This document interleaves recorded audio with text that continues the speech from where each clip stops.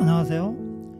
오늘은 마가복음 4장 1절로 20절에 예수님께서 말씀하신 씨 뿌리는 자의 비유에 나오는 네 종류의 땅에 대해서 함께 생각해 보고자 합니다.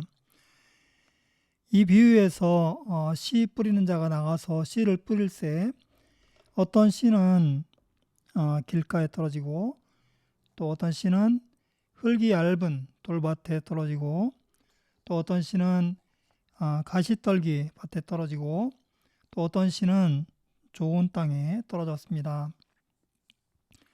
그리고 길가에 떨어진 씨는 새들이 와서 먹어버렸고 흙이 얇은 돌밭에 떨어진 씨는 싹은 텄지만 흙 속에 돌들 때문에 뿌리를 뻗지 못해서 해가 돋은 후에 뿌리가 말라버렸습니다.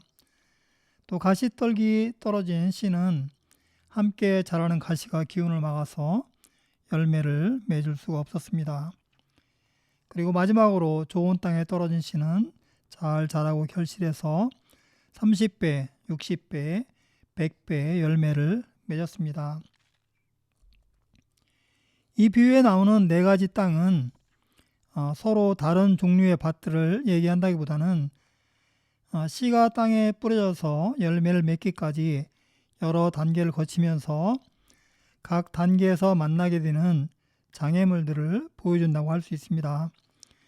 이 단계는 먼저 땅에 심겨지고 다음에 흙 속에 뿌리를 내리고 다음에 위로 줄기가 자라고 마지막으로 열매를 맺는 것입니다. 그리고 각 단계에서 씨가 땅에 심겨질 때 길가처럼 땅 표면이 딱딱해서 씨가 흙 속으로 들어갈 수가 없어서 노출된 상태로 있다가 새가 와서 먹어버립니다. 그리고 흙 속에 심겨졌더라도 그 안에 이렇게 돌들이 많이 있으면 뿌리를 뻗을 수가 없어서 곧 말라버립니다. 뿌리를 내리고 줄기가 자라더라도 주위에 잡초들이 같이 자라면 영양분을 빼앗겨서 제대로 자랄 수가 없습니다. 오직 각 단계에서 이런 장애물들을 극복한 씨만이 무성하게 자라서 많은 열매를 맺을 수 있게 되는 것입니다.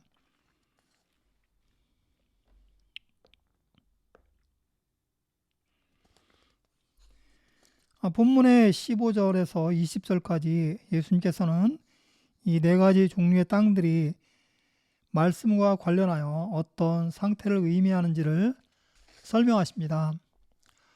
이 말씀에서도 하나님의 말씀이 올바로 심겨지고 또 뿌리를 내리고 성장하고 열매를 맺는데 장애가 되는 요소들이 언급됩니다. 그것들은 뿌리온 말씀을 빼앗는 사단, 그리고 말씀을 끝까지 붙들지 못하게 하는 환난과 핍박, 그리고 말씀의 기운을 막는 세상의 염려와 재리의 유혹과 기타 욕심 등입니다. 오늘 성경 공부에서는 이런 각 단계에서의 장애물에 대해 하나님의 길을 거부하는 세상의 길, 그리고 환난과 핍박의 근원이 되는 본토 친척 아비집, 그리고 욕심과 두려움의 온상이 되는 자기 사랑에 초점을 맞추어서 생각해 보겠습니다.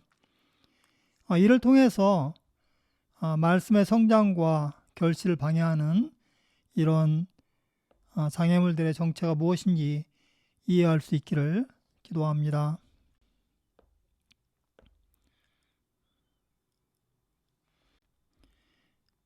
첫째로 길가란 딱딱한 땅을 말합니다. 우리가 말씀을 받는다는 것은 새로운 하나님의 길을 우리 안에 영접하는 것을 말합니다. 하지만 우리가 살고 있는 세상에는 이미 세상의 길이 있습니다. 세상의 길이란 세상의 상식, 또 가치관, 또 지혜, 이런 것들을 말합니다. 이런 세상의 길들은 하나님 보시기에는 거짓된 길이고 또 악한 길이고 헛된 길입니다. 하지만 오랜 세월 동안 많은 사람들이 그 길을 다녔기 때문에 우리는 그 길이 당연한 길이며 또 옳은 길이라고 믿고 계속 그 길을 걸어갑니다. 그리고 완고한 마음, 믿지 않는 마음, 딱딱한 마음으로 이 하나님의 길, 곧 하나님의 말씀을 거부하는 것입니다. 성경에는 이렇게 하나님의 길과 세상의 길이 충돌하는 장면들이 많이 나옵니다.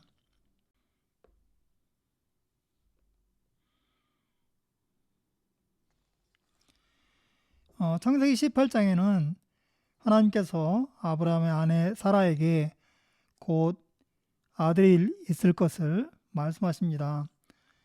이 말을 들은 사라는 웃으면서 내가 노쇠하고 또 내 주인 곧 아브라함도 늙었는데 내가 어떻게 아들을 가질 수 있습니까? 이렇게 반문을 합니다.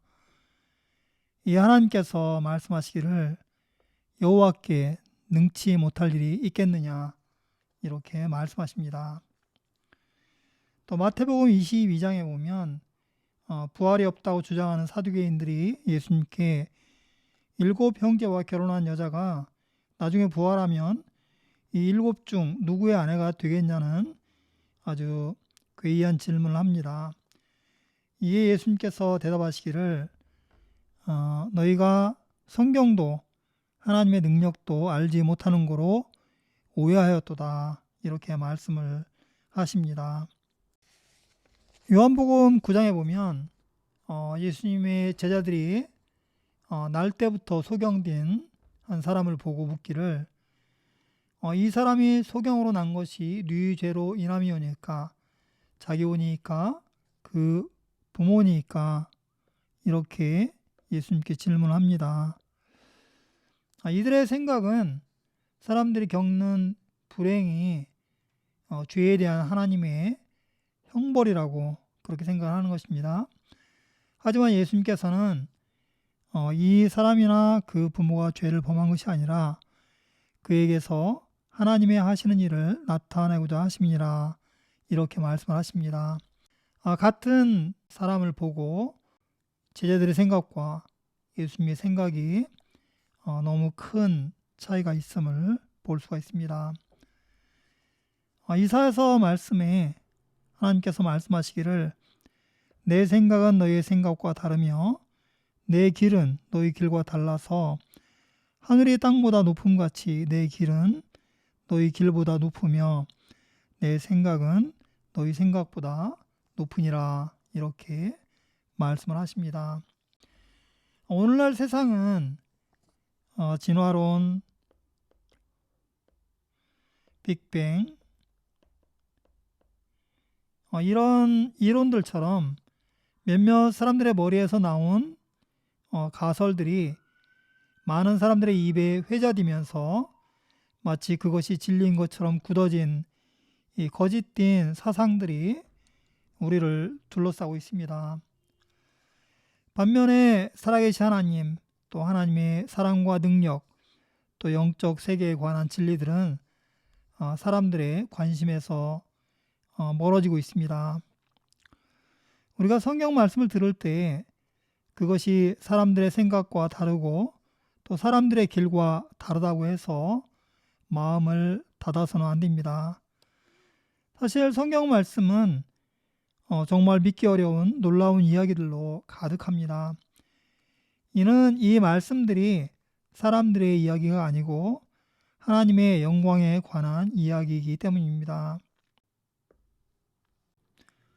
그러므로 하나님의 말씀이 우리가 알고 있는 세상의 길, 세상의 상식과 다를지라도 아멘. 하면서 냉큼 그 말씀을 받아서 내 마음에 소중히 담아야 합니다. 그렇지 않으면 사단이 와서 그 말씀을 빼앗아가며 우리에게는 말씀의 싹을 틔울 기회조차 없어지는 것입니다.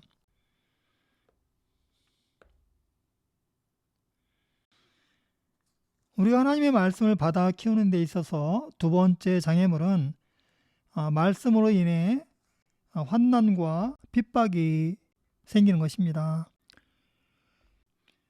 디모데후서 3장 12절에 무릇 그리스도 안에서 경건하게 살고자 하는 자는 핍박을 받으리라 합니다. 그런데 이 핍박은 모르는 사람들로부터 오는 것이 아니라 대부분 내가 속한 공동체, 곧 가족, 친척, 또 친구, 학교, 직장, 또 이웃, 이런 사람들로부터 이 환난과 핍박이 옵니다. 사람은 살면서 이런 여러 개인들 또 공동체들과 관계를 맺고 있습니다. 이런 관계들은 서로에 대한 헌신을 요구합니다.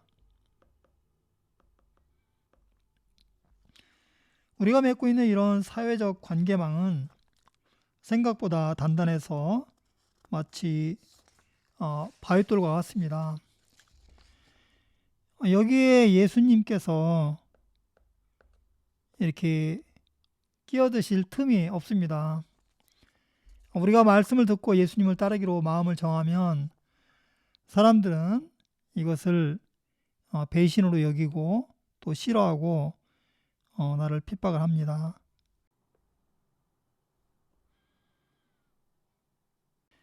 창세기 12장 1절에 여호와 하나님께서 아브라함을 부르시고 그에게 너는 본토 친척 아비 집을 떠나서 내가 네게 지시할 땅으로 가라 이렇게 말씀하십니다.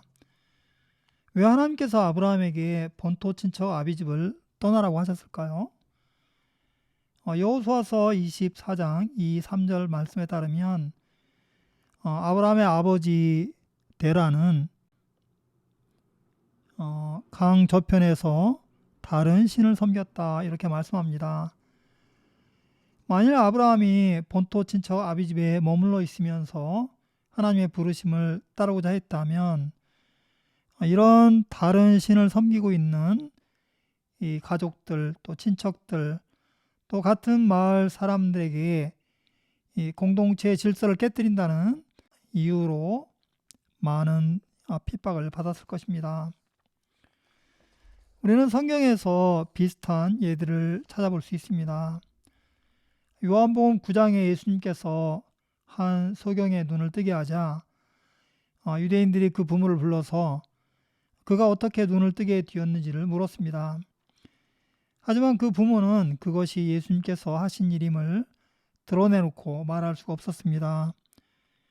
누구든지 예수를 그리스도로 시인하는 자는 이 마을에서 쫓아내기로 그렇게 결정을 하므로 무서웠기 때문입니다. 또 요한복음 12장에도 관원 중에 저를 믿는 자, 곧 예수님을 믿는 자가 많되 바리새인들을 인하여 드러나게 말하지 못하니 이는 추례를 당할까 두려워함이라 이렇게 말씀합니다. 이런 사람들이 바로 예수님께서 말씀하신 바 말씀을 들을 때는 기쁨으로 받지만 말씀으로 인해 환난과 핍박이 오면 금방 넘어지는 자입니다. 예수님께서는 제자들을 부르실 때 매우 단호하십니다. 어떤 사람에게 나를 좇으라 이렇게 말씀하실 때 그가 나로 먼저 가서 내 부친을 장사하게 허락하옵소서 이렇게 말씀하자 예수님께서 그에게 말씀하시기를 죽은 자들로 자기의 죽은 자들을 장사하게 하고 너는 가서 하나님 나라를 전파하라 이렇게 말씀하십니다. 또 어떤 사람이 주여 내가 주를 쫓겠나이다. 하지만 나로 먼저 가서 내 가족들하고 작별을 할 수 있도록 허락해 달라고 이렇게 말씀을 합니다. 그에게도 예수님께서 말씀하시기를 손에 쟁기를 잡고 뒤를 돌아보는 자는 하나님 나라에 합당치 아니하니라 이렇게 말씀하십니다. 이 사람들은 예수님을 따르기 전에 먼저 사사로운 일들을 처리하기를 원했습니다. 하지만 이들이 부친을 장사하기 위해서 그리고 가족들과 작별하기 위해서 집으로 돌아갔다면 어떤 일이 있을까요? 거기에는 또 다른 사사로운 일들이 기다리고 있을 것입니다. 그리고 이들의 성품으로 미루어 볼 때 그것들을 먼저 처리하기 위해서 계속 거기 머무를 것입니다. 이들이 가족들의 불평과 원망을 뒤로하고 예수님을 따르기는 매우 어려울 것입니다. 이렇듯 우리가 세상에서의 관계를 깨뜨리지 않고 하나님의 말씀에 순종할 수 없으며 말씀에 순종하기 위해서는 이런 본토 친척 아비집으로부터 오는 환난과 핍박을 피할 수가 없습니다. 하나님의 말씀을 받아 키우는 데 있어서 세 번째 장애물은 바로 나 자신입니다. 곧 내 안에 있는 욕심들과 염려들입니다. 사실 이것은 가장 치명적이고 극복하기 어려운 장애물입니다. 마치 밭에 잡초가 수시로 자라듯이 마음속의 욕심과 염려는 때와 장소를 가리지 않고 항상 생깁니다. 심지어 어떤 잡초는 잡초가 아닌 것처럼 위장을 해서 자라기도 합니다. 말씀 대신 이걸 더 소중히 키우기도 합니다. 특히 유혹이 많고 두려운 일들이 많은 오늘날 우리가 잠깐 방심하면 이런 욕심과 염려가 우후죽순처럼 만연할 수 있습니다. 이런 시대에 우리가 오직 말씀에 집중하고 헌신하기 위해서는 매일 하나님 앞에서 자신을 살피고 회개하고 또 새롭게 하는 노력이 필요합니다.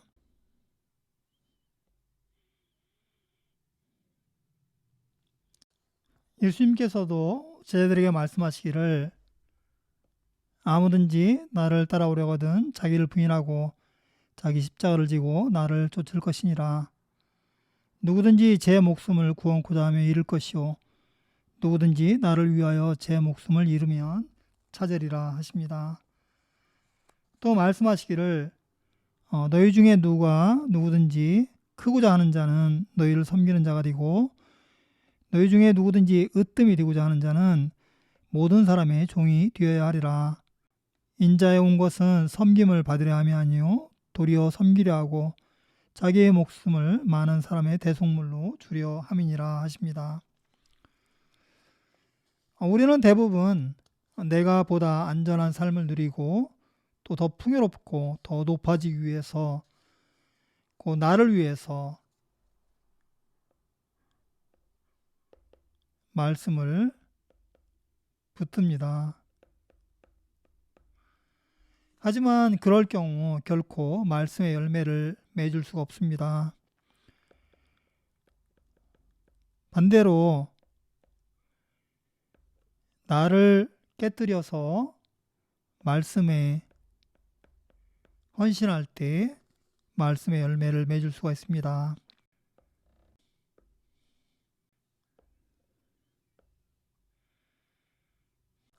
앞에 언급한 모든 장애물들을 극복하게 되면 결과적으로 말씀이 내 영혼의 가장 깊은 곳에 자리 잡게 됩니다. 말씀이 왕의 자리에 앉게 되며 나를 다스리게 됩니다. 사도 바울은 고백하기를 내가 살든지 죽든지 내 몸에서 그리스도가 존귀히 되려 한다고 합니다. 그리고 말하기를 내게 사는 것이 그리스도니 죽는 것도 유익하다 이렇게 말합니다. 이는 예수님께서